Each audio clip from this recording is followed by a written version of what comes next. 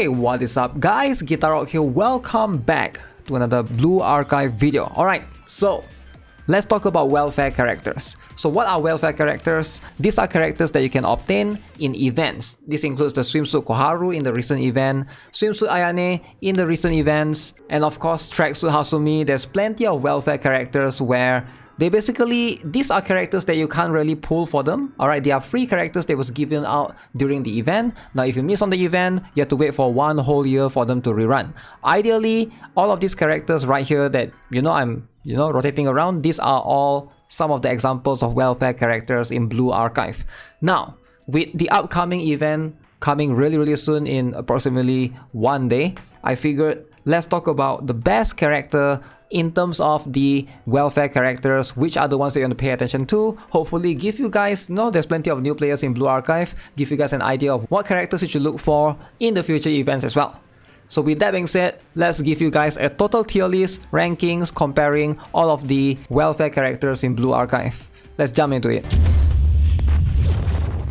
Okay guys, let's do a tier list for welfare characters.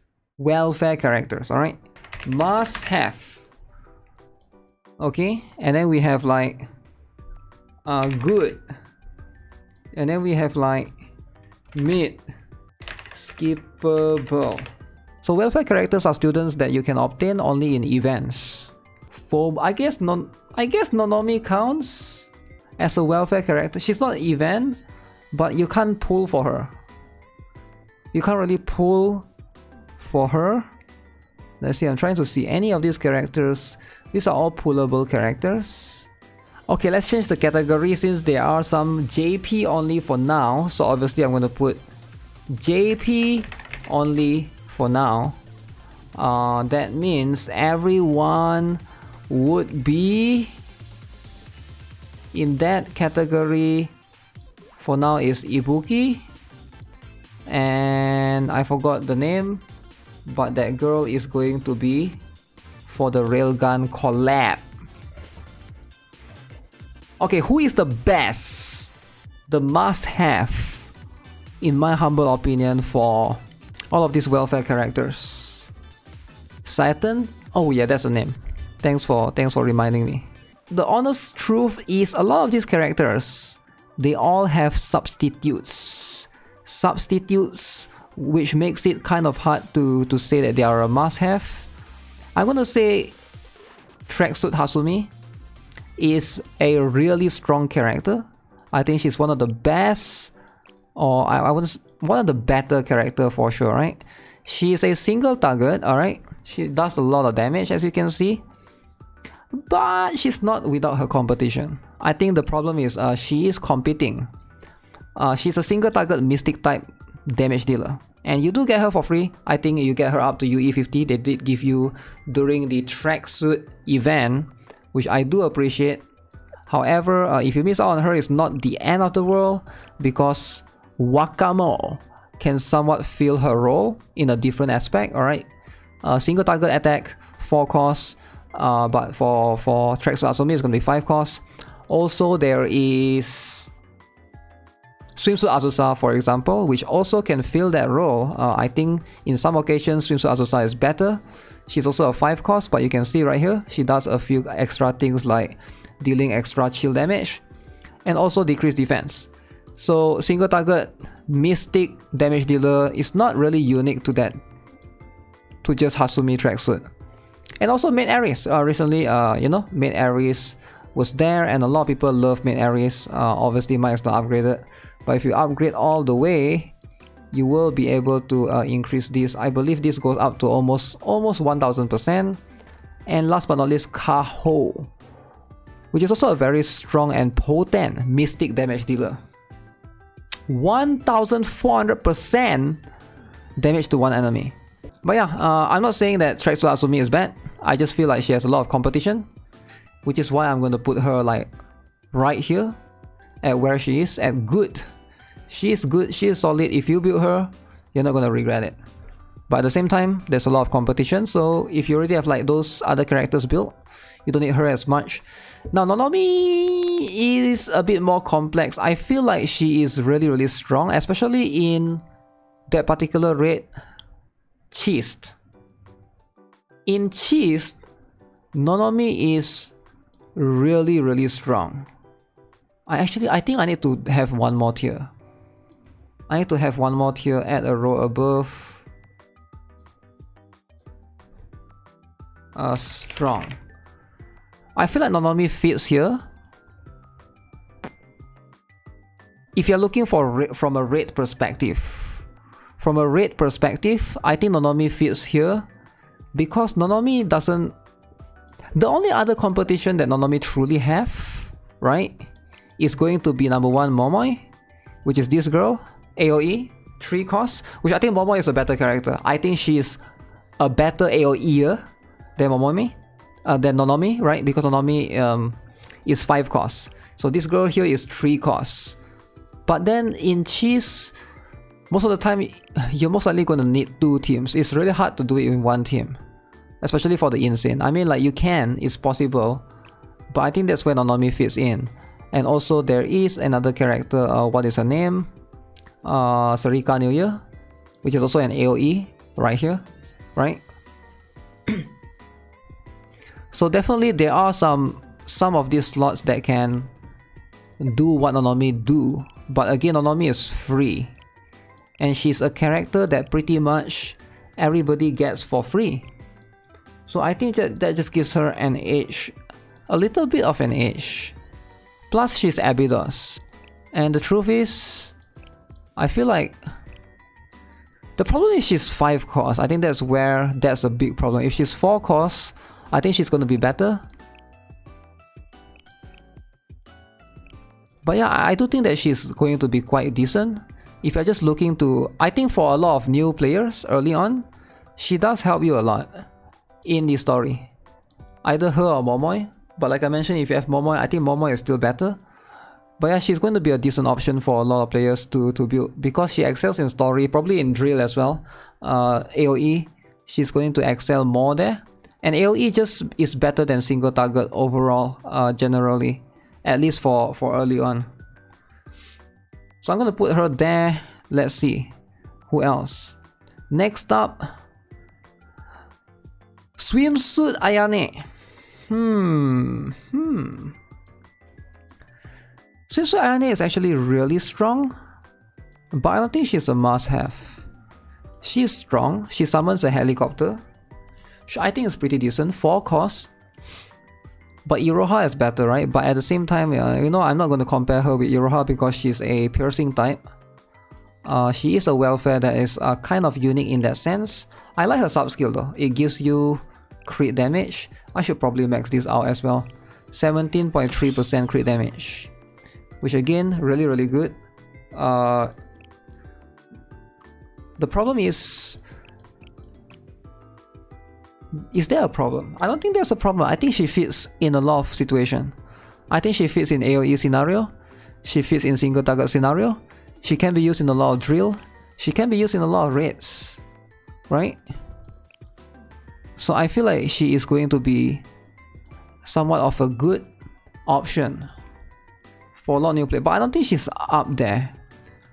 I think she's somewhat here. Is this a comparison with free unit to limited? No. This is a comparison between welfare characters. Which one should players prioritize to max out? Or they shouldn't miss out. All of these are welfare characters. There's no free. What do you mean? These are all welfare characters. Alright, next up we have. Okay, let's talk about her a little bit, The watermelon girl. The watermelon girl. Okay, let's talk about the watermelon girl. So we have this particular character right here. Where is she? Okay, Swimsuit Izumi. I don't think she is that impressive. She can inflict stun, which can be good in some situations if you need CC. 2.8 second stun. It is it does bounce it around, right? I think she has very good L to D. But the problem is she's a little bit niche. She's definitely more niche compared to the other welfare students, right? If you didn't build her, the prominent stun characters right now are probably going to be the one that's piercing type, because those are going to be strong against cheese. So Swimsuit Izuna is going to be probably on the lesser tier, I would say. I'm going to put her right here. Right, if you build her, you know, you can use her from time to time, but she's not like a mass build. She's not like a mass build. Okay, let's talk about Tomo. I think Tomo is right here as well. The problem with Tomo, I think I'm pronouncing the name right. Tomo is she's a character that her concept is interesting, right? She gives buffs, she increases crit damage, she increases crit rate, and she increases movement speed by 30.8%. But she decreased the normal attack range by 38.5%. And that's really bad. Now the reason why it's bad, decreasing attack range is bad, is because most of the time when you fight in a like a raid setting, you want to have your tank in the most front, and then you have like your damage dealers at the back. So the tank would be the one that gets the aggro, and then the enemy will hit the tank. Now if everybody's movement, not movement, everybody's attack range is reduced, they're gonna all go to the front. And then some of your DPS characters might be in the front.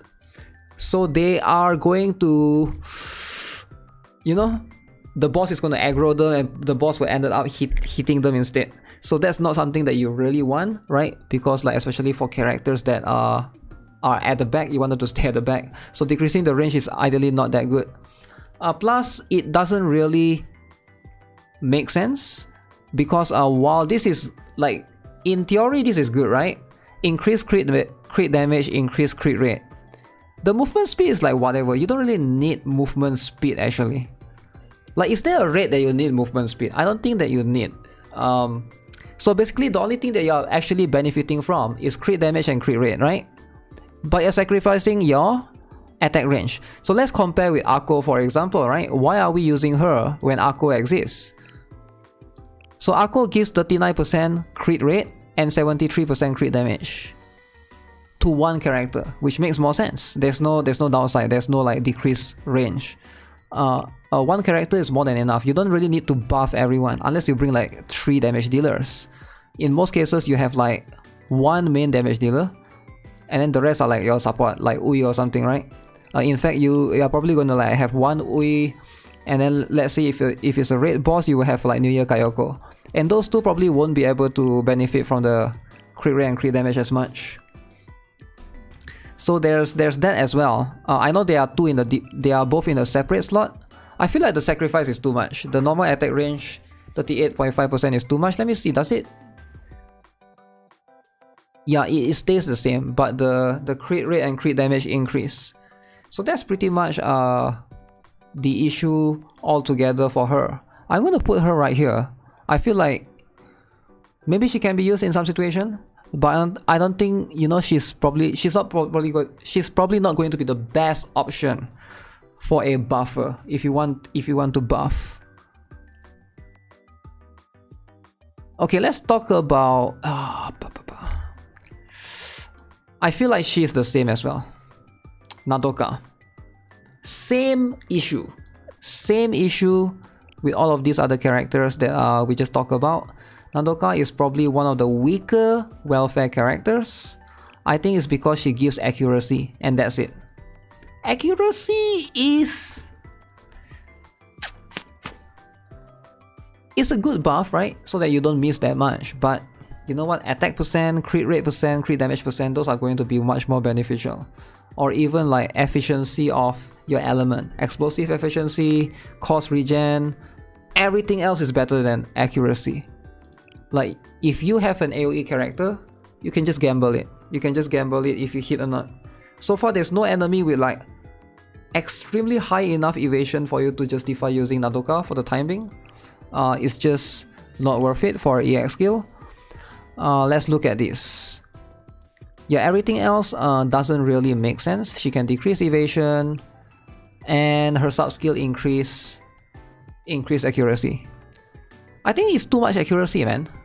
I think if her sub skill is like crit damage or attack percent, it gives her a much more viable spot. Because this one already gives accuracy, so why do you want a sub skill that can give accuracy? Oh, so much accuracy. I think that's like diminished value of return. So at least Akko, you get like crit damage percent. And then like Iroha, you get like attack percent.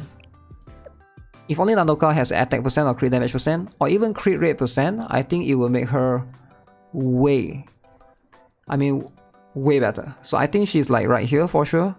Cheerleader Hibiki. Okay, this one is a bit interesting. Will I place her right here? So let's talk a little bit more about Cheerleader Hibiki, because she's one of the cheerleader characters that you get early on. I think a lot of people didn't build her as much. She was very interesting in Gregorius actually. She has like insane, massive amount of range. But she's a 7 cost. 7 cost. Give me a moment. Let me go.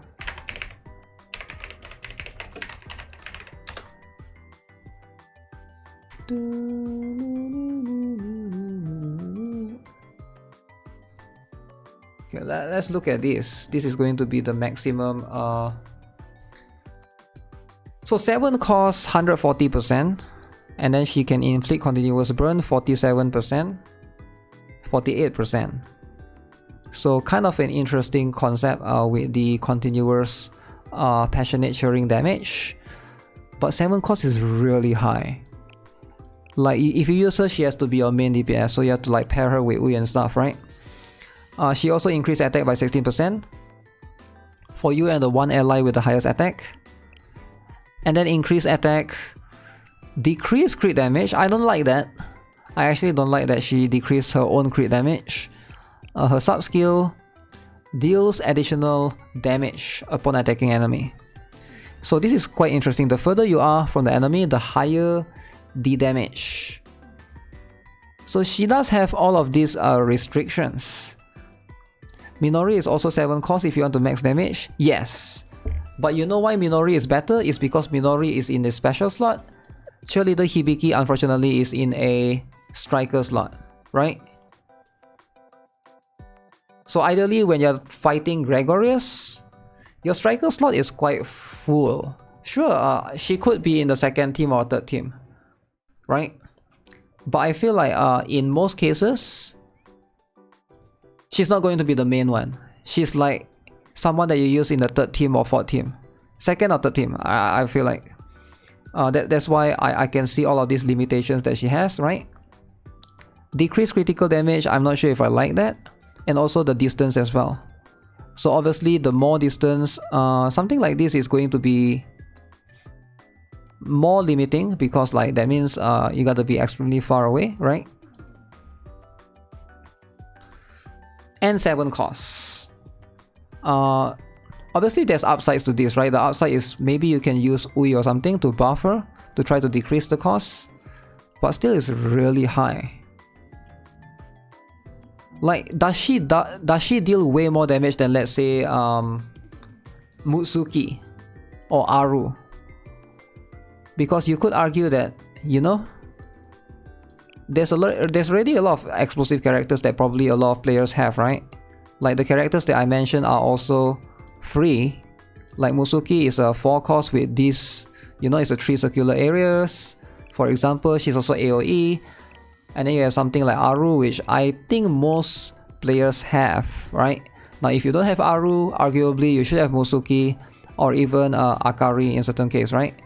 Which is also another 4 cost circular area. I get it that Hibiki's range is bigger, probably. Her range is way bigger than everyone else, but at the same time, 7 costs. Feels a bit high. So it makes her much more of a niche unit. I'm going to place her right... I want to place her right here. I think it's just... I don't think she's same tier as Tracksuit Hasumi for the time being. She does have competition as well. Okay, Fubuki is a very interesting character. I think she might be where she is, right there, at the good tier. Now with Fubuki, I'm assume most people know why she's good. So she's a welfare character that can be used to tackle HOD. Now if you don't have certain characters, yes, you can, nowadays there's a strategy to basically one team with Mika. But she used to be a very prominent character to try to tackle HOD because of this skill. Alright, stun. Alright, just getting stun in a basic skill. Now, the good thing about her is you don't have to use her EX skill. If you're using her to tackle HOD, just put her in the battle, and that's it. Alright, she will be able to stun the enemy 2.5 seconds, and she has the ability to increase CC as well. Alright, and increase attack and whatever is like cool and all.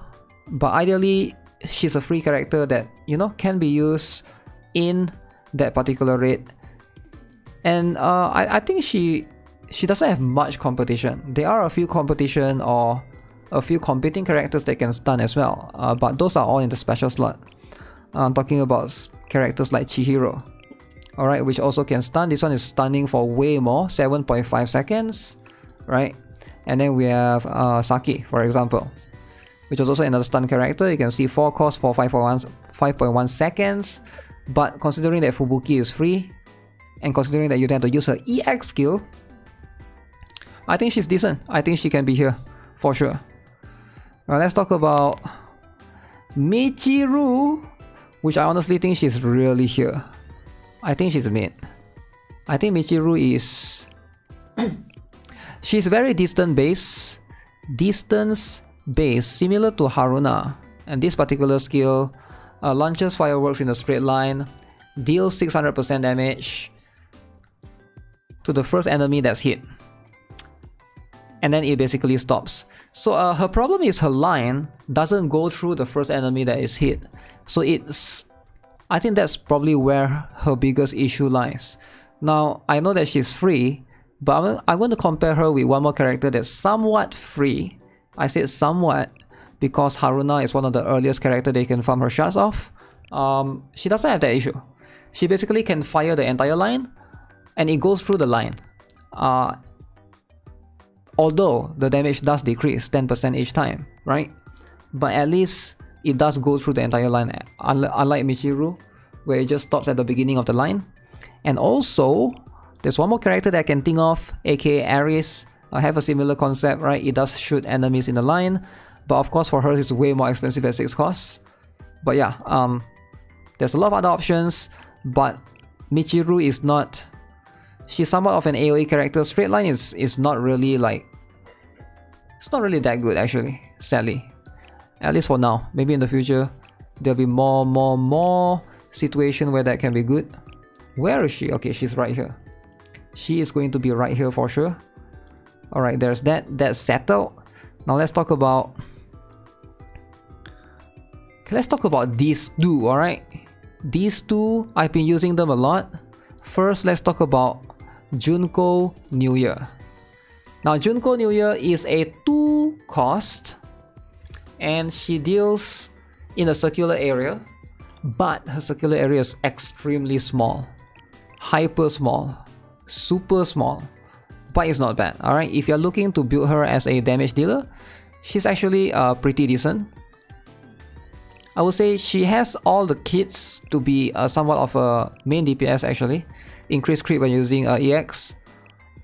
I think she's actually pretty good, but the thing is, her range is so small, you can't really use her in like Perorozilla. I think Koharu is just better in that sense. So she's more like a single target. Now for a single target, almost like a single target, right? She's almost, I wouldn't say she's more. I would say it's almost. So that's going to be where the issue lies. I think she can be here. I would say she competes with... she can be in this... I was...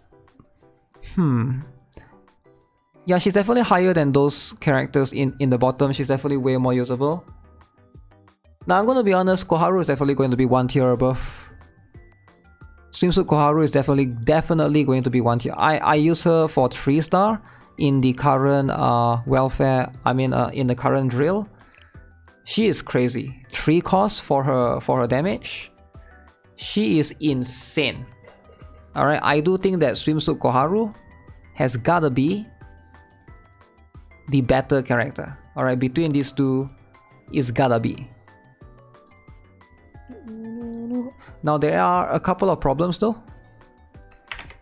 Just kidding, there's no problems. She's just perfect. The perfect character. Now if you guys are not aware what she does, she's an AoE. Her area is way bigger, even bigger than Chise. Alright, I think she might be better than Chise in some situations. This one, increase crit every 30 seconds. Extremely impressive. This one, increase crit again. Increase crit here, increase crit here. And then the sub skill deals additional damage when attacking medium-sized enemies. So it's gonna work on Perorazilla for sure. I do like her. It's overall a very simple skill. The only problem is Trinity Books. Yeah, that's true. I would say that's probably true. Trinity Books is going to be a big issue. One thing to look out for sure. But I would say Gehenna books are also equally valuable, right? It's not like Gehenna has plenty of useless students. But yeah, I do think that Koharu should be 1 tier above Junko. If I put Junko here, Koharu has to be here. So let's have a look at, let's explore the other 3 options, right? Now let's talk about this girl right here. Swimsuit Tsurugi. Very interesting character overall, right? She is someone that... So she is going to be a semi-tank, semi-defender. That's basically going to be there. Also, what's up? Kendo Keta. The problem is... there's just no hard reason for you to use her over a lot of other characters, except for if the boss is going to be Mystic type. She does a decent damage for a tank, alright? Increase attack speed when using basic skill, and she does damage. But is she good? Does she shine in any situation in particular?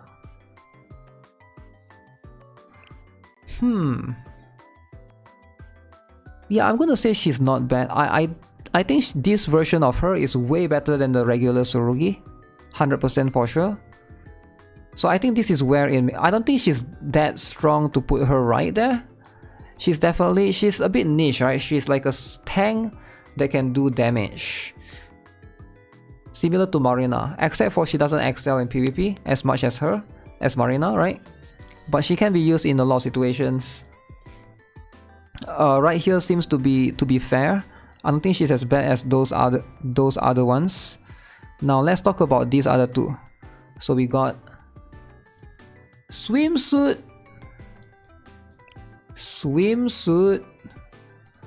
Wait, did I actually build her? I did build her. Swimsuit Muu. Okay, now Swimsuit Muu is a very strong character for Gregorious.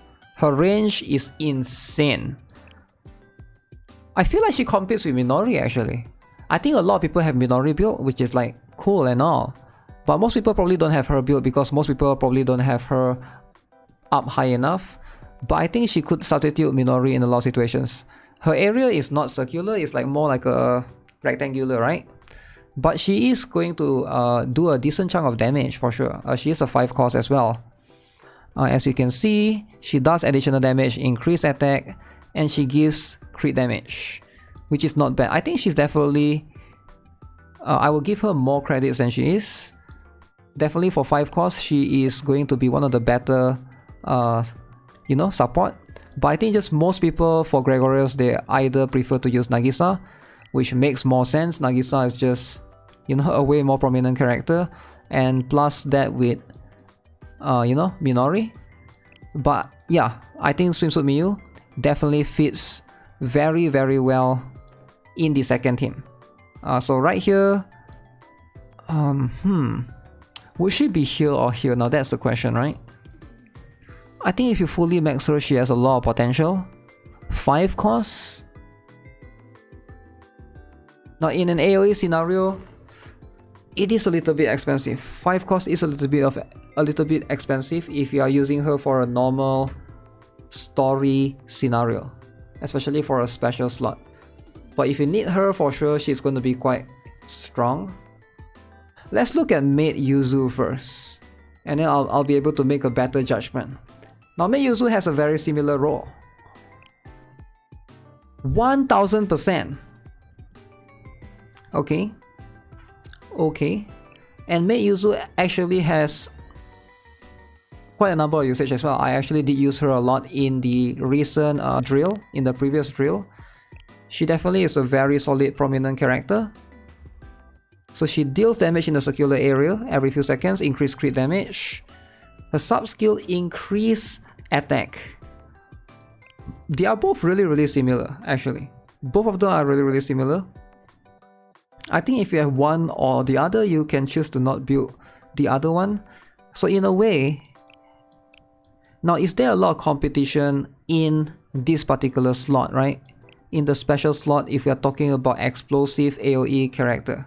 So number one, you have Nagisa, which I think a lot of players do have. Assuming if you play, you know, she's one of the limited. Number two, Hibiki. Now that's going to be a big problem though. Hibiki is someone that everyone gets recommended to reroll for early on in Blue Archive. So if you have Hibiki, pretty much the need for these two characters are pretty much going to be lessened, unless you start off with either Maid Yuzu or Swimsuit Muu during that particular event. Number three, Saya. Alright, which everybody sort of is able to obtain for free. Now granted, Saya is a bit unique. She is going to be able to do DOT, alright, as opposed to like a burst damage, but still she does decent chunk of damage for sure. There are some situations in the drill where you need, what is that? You need the DOT. So that's one thing to consider, right? I feel like both of these are pretty cool, but they do have other competitions. Let's see who else competes with them. Does New Year Haruka? No, New Year Haruka is a single target, I'm pretty sure. So in this particular special slot, it's just mostly that too. The rest are like single target, like Mashiro and stuff. Oh, and no, Mo is yellow, right? Mo is piercing. So there's that. She is... Oh, I've completely forgot about Swimsuit Hinata. Yeah, Swimsuit Hinata is also competing with both of them actually, now that I think of it. But then not many people are going to pull for her. So I would say... I'm gonna say they are rightfully in this particular tier, right? It makes more sense. They have competition. Now the only one that people might argue with me is going to be Swimsuit Hasumi. I don't know if she belongs here or here. I feel like she can be like somewhere in the middle. The reason why I put her here is because she has a lot of competition in that mystic single target damage dealer space. And the last one, Swimsuit Shizuko. Alright, the reason why I put her last is because she's coming next in like one day, number one. Number two, she's very unique. She can move characters to a location and give them barrier, similar to Tracksuit Yuka, for 3 costs, and she's a special slot.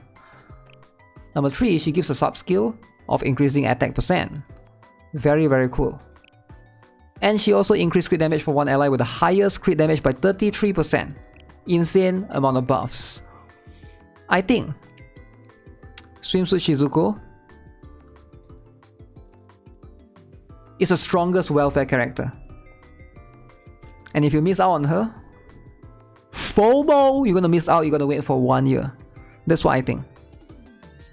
I think right here, this is my tier list for the current welfare characters.